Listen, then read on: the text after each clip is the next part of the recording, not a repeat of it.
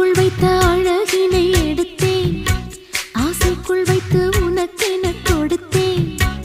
இதமாகத்தான் பதமாகத்தான் என்னை தீண்டு தாகம் தணியும்.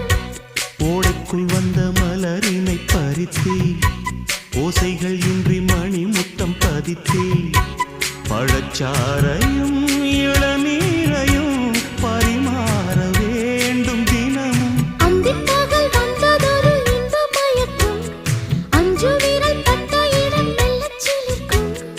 எங்கெங்கே தொட்டாலும் அம்மம்மா உற்சாகம் அங்கங்கே உண்டாகும். வா கன்னத்தில் கன்னம் வைக்க ஒத்துக்கு